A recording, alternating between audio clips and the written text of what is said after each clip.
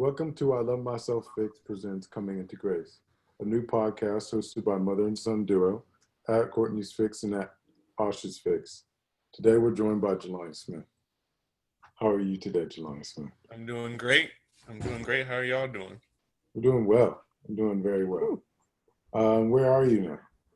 I am in Atlanta, Georgia, Zone 4. Zone 4. Yes, Are you sir. from Atlanta, Georgia?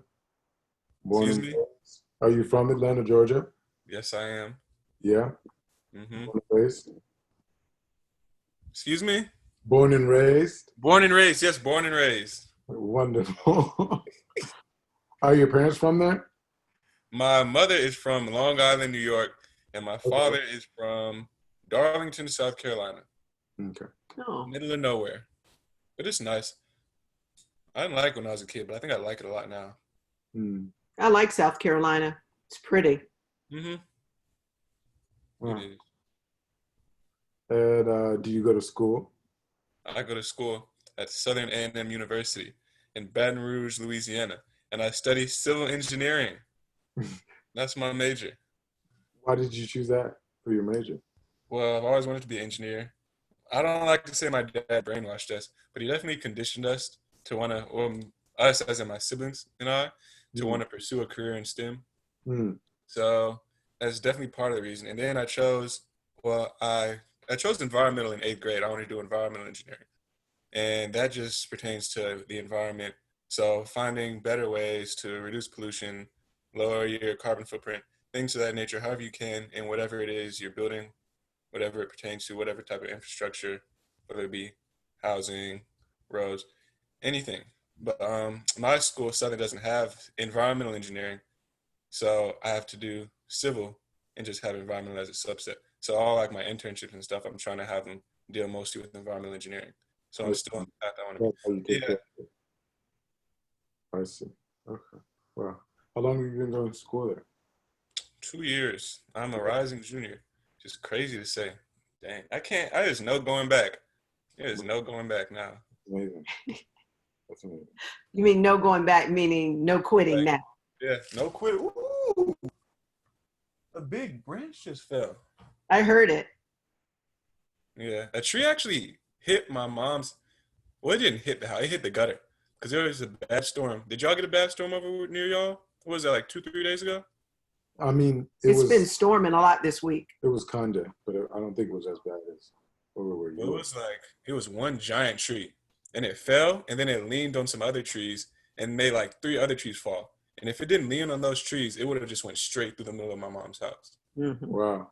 So it fell. The wind pushed in another direction. I guess I'm not sure, but that caused our neighbor's house, like his whole back, to just get demolished.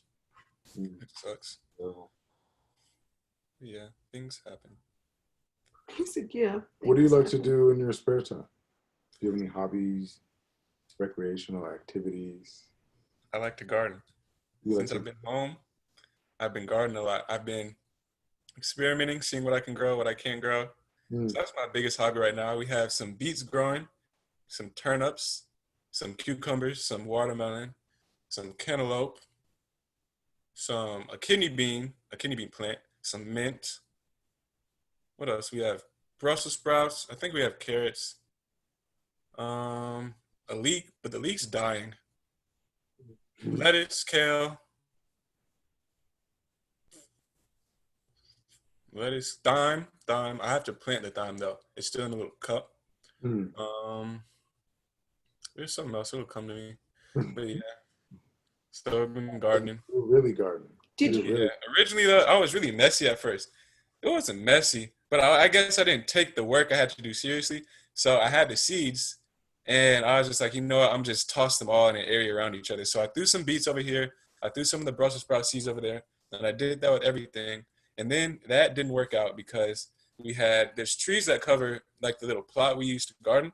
So there'd be some spots like the beets, for instance, they wouldn't get a lot of sunlight because I threw them closer or farther in the back. But the Brussels sprouts, they were closer up to the front where there's not as many trees sprawled out and taking up sunlight, so they were going a lot bigger.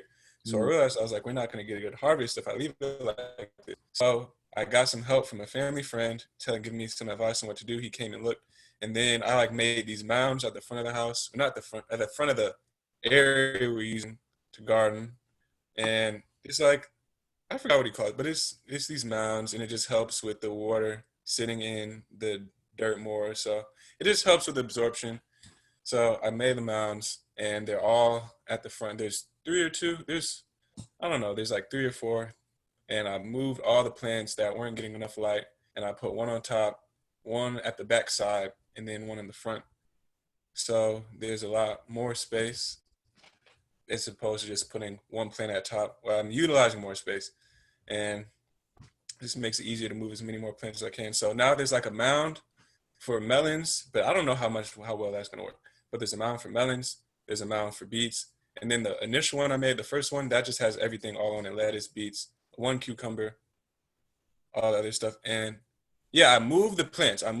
There were still like little sprouts, and I moved them while they were sprouts to the mounds. And then I put mulch around them so that the sunlight isn't just damaging the roots as much, and just to keep them insulated, keep that water in. And yeah, there's still some beets I need to move. Well, no, they're fine. The beets are fine. There's still some. I'm really going off topic.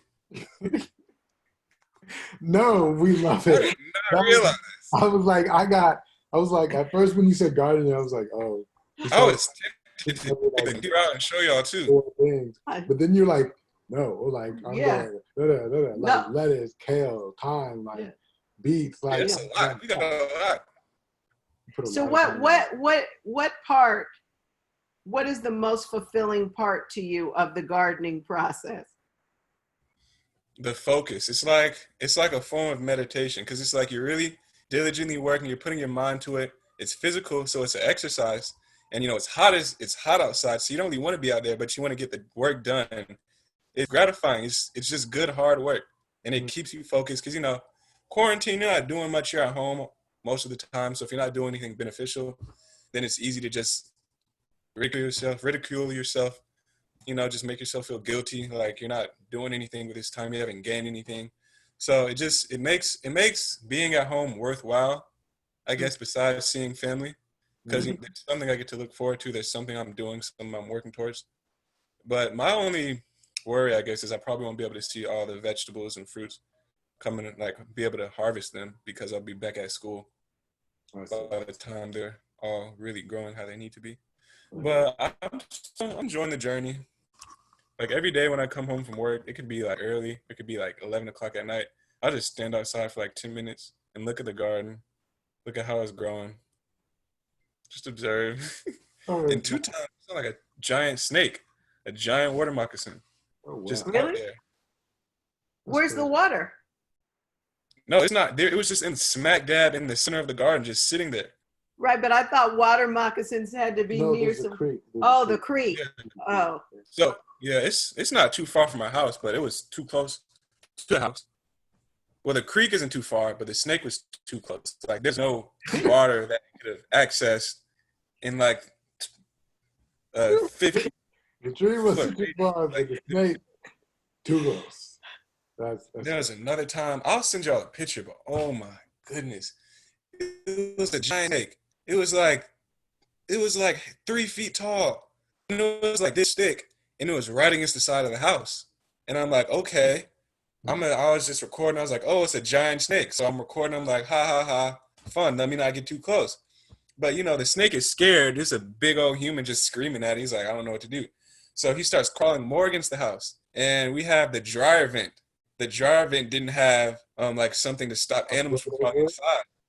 So the snake just goes on. I go, like I said, I want to do something. I want to turn on the water hose for the garden to water the plants. And I come back, and I see half the snake crawled up the dryer vent.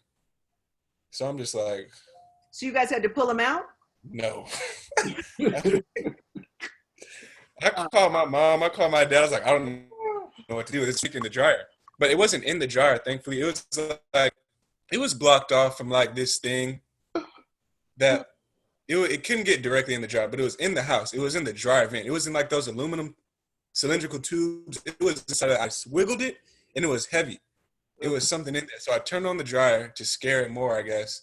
And then I saw it like wriggle out.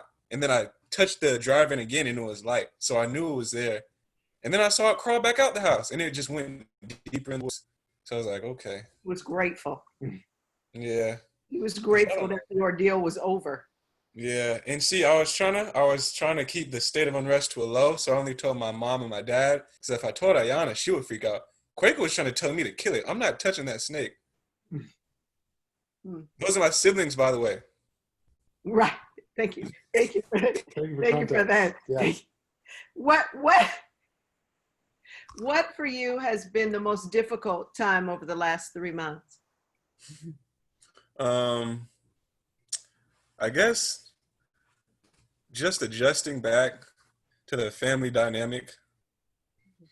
Like knowing or just being able to spend time with my family, my mom and dad, and like managing the time I spend with them, like making sure I'm spending enough time with them, trying not to spend too little time with them, just making sure and yeah, just making sure family relations are good. It's not that it's a struggle, but it's definitely something I Which have is to be more cognizant of the older I get, like just keeping things in balance, I guess. Good relations, trying to keep, we don't argue a lot, but keeping misconceptions that can turn into arguments at a minimum. Yeah. Just trying to, it's like I'm saying, it's not like difficult or anything, but it's something to be mindful of. Hmm. Other than that, I'm pretty laid back, so not too many worries. But that's something I think about. I What do try you, to. what do you believe?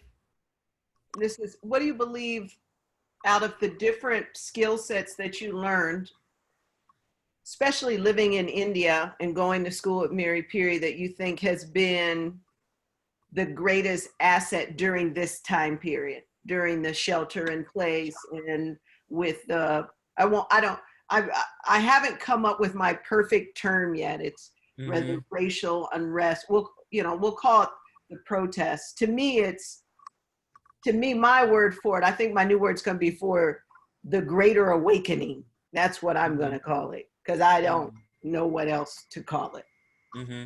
because it's not new. Yeah. It's not- I'd say not really to be patient, but Mhm. to know that everything's a process Mm. and change. Change isn't always immediate. Really, just patience, and learning that change isn't immediate, and that a lot of sacrifices must be taken to get to where you want to be. And that deals with both the pandemic and the protests that have been going on. Like nothing's going to change overnight. We're not going to get justice overnight.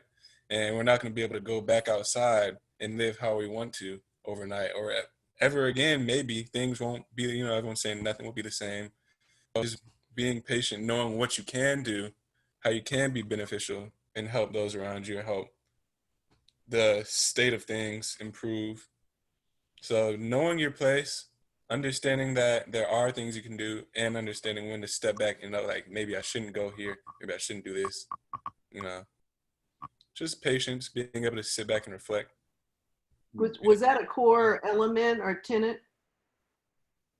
I mean, I could imagine for I so many mean, reasons with you guys in school, if but they weren't talking about it, they were instilling it in some other form. If it was meditation or yoga mhm. or the way we perform exercises or the way we were taught the way we performed exercises or the way we were taught to conduct ourselves, especially around women or things that we weren't always so conscious of our actions in.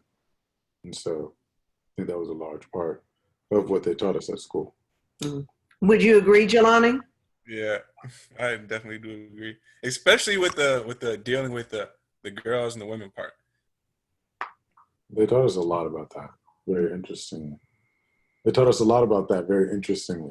Yeah. In what respect? Um, like how, in my opinion, the way what I took away from it was how the world has reversed more so the roles of men and women, and how women are stronger than men, and they have specific, like, I don't want to say duties, but like ways that they can provide for others that men can't really relate or do so in the same way.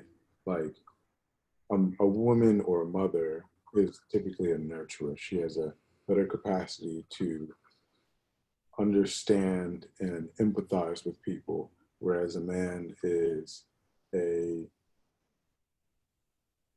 he can do those things, but it's on a different level in a different kind of way. And how they talk about how our energies intermix and intermingle, and what it's like when they collide, and how to not, I don't want to say taint, but not disrespect that communion or union of energies. So there was lots of that, lots of telling us how we are the same, but we're different in not just physiological ways, but also mental and energetic ways. And we all think differently, and we all process things differently, and lots of things like that. Mm-hmm. Was that your experience too, Jelani? Yes. Okay. How's that? I mean, and I know we're now veering somewhere else. How has that been, like when you went away to college and you're now on your own, and then you're dealing with a whole bunch of girls from all over, probably the country. Did you feel better equipped? Do you feel at times, I'm not saying you got all the answers, but do you feel better equipped at the varying personalities that come your way? I'd say, yeah, generally I handle different personalities or different people very well. But then again, I'm not like most outgoing or talkative person. So like, I'm comfortable dealing with people, holding conversations and things like that, and different kinds of people, girls and boys, all different ages. But for me specifically, it's not like I don't go to many social activities. And that's mainly because of how pressing my major is. So, and it's like, it's kind of the case with most people in the engineering department, like in our school, like you'll see most of us are like the same few people there early and leaving late at night. And it's just this mindset we have to just get the work done first before we engage in anything else. So it's kind of like, it's not a rule, but it's like, it's an unspoken, like kind of understanding of the way of things. So it just kind of puts what needs to be done first rather than what you'd want to do. And I mostly interact with people who are engineers or just study in the engineering building. It's not like a classist thing like, oh, we're engineers, like we're smarter than you guys. That's just who I hang around, because those are the people I take classes with.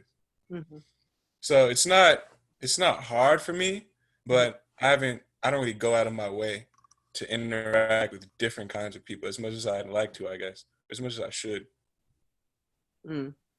Like different personalities and such. What do you, outside of world peace, what do you want for this world? You, Jelani, what do you want? What do I want? That's an interesting question. Besides world peace, I really just want, well, I guess, yeah, that falls under world peace. But I don't we just got to change how we do everything as humans. And I don't think world peace will ever really exist, because there's just too many things on too many different levels going on. And like regardless of what happens, regardless of how good things get, how good things can get, not to say there's bad apples, but there's just too many circumstances, there's too many possibilities. So I don't want to say like, oh, humans need to go away, we need to become extinct, but I guess there needs to be a paradigm shift of some sort. Something needs to happen. We need to realize something, but we can't. That's a leap. That's a big leap to me. World peace, like that's not a possibility until we're all under the same roof, the same understanding of what needs to be done to even dream, to even hope of that reality. Hmm. Wow. Do you have any questions for us?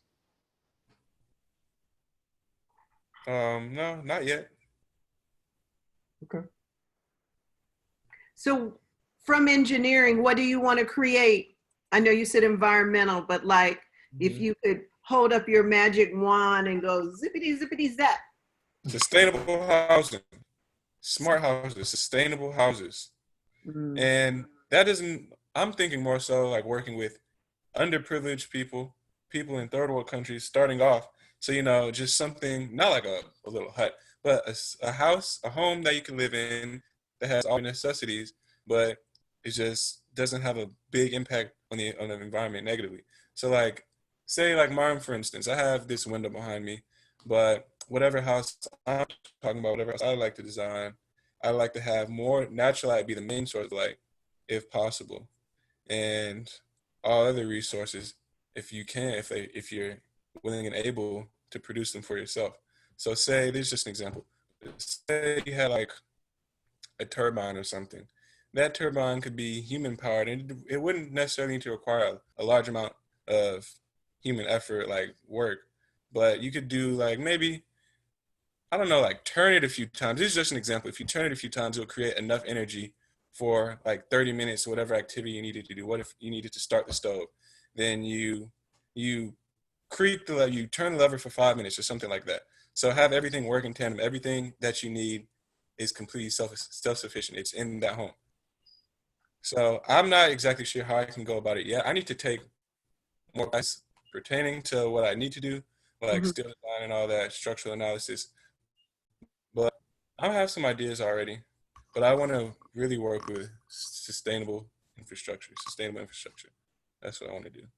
Okay, that's good. I mean, we never know where this video is going. Somebody out there could already be doing that somewhere in the world. And then Yeah. they're like, We gotta I get want to Jelani. meet that Jelani. Yeah. See, if anyone who's watching this works for Exelon, talk to me. You see, there you go. That was a company I was applying to. I really wish I got the internship. I don't know if I didn't get it or if Corona just messed it up, but I didn't get an email back after they told me to apply. But the internship, not the internship, the interview was really good. The two men, they gave me their cards, all that. Then I got another email like a few days later telling me, because usually what they do, if there's some sort of interest, they'll email you and tell you to apply to this specific link on their website. So I did that, and after that, I never heard back. But basically, Exelon, that's a nuclear company. They have like one of the world's most sustainable or America's most sustainable nuclear fleets. So their nuclear plants, they have like super, I don't remember the exact statistics, but it was something like I'm not going to say the statistics because I don't remember, but they renew the energy they use. They're very sustainable. That's their thing. That's what makes them stand out. So I really wanted to work with them so I could learn how, as a civil engineer, just as an engineer in general, I could make whatever I want to do in my profession be more sustainable. Whatever I design, whatever team I work with. So yeah, Exelon. I'm gonna definitely reapply. All right, there you go. Again. And you never know. I mean, everybody, when, when any type or form of the unknown hits or stress, everybody, I mean, everybody loses it to some degree. Yeah. So I, I, I would imagine how many emails were lost in this process. They didn't go back to it. So who Mhm. knows? All right. And what are your special gifts, Jelani? I know. My special gifts. Uh-huh. Give us 3 of your special Jelani magic gifts. 3 of my special Jelani magic gifts. Well, what I really love about myself is I can keep myself company. It doesn't matter what it is, what I'm doing. I can keep myself company. I don't get bored. Well, I get bored, but I don't get bored very easily. Of myself especially. Ooh, that's some thunder. But that's one. That's definitely one, the biggest one. And I'm good at, negotiating, keeping things peaceful. It's hard. It's hard to really be angry around me, I'd say. I don't cause a lot of strife, a lot of tension. I'm really laid back. You know, I like that too. That's another good thing, another great thing. And third, I'd say, I think I'm pretty smart. I like that. I'm a pretty intelligent person. I take pride in my intelligence. That's So good. that's it. That's You are. You are all those things. thank you. Ash, you have any questions for Jelani?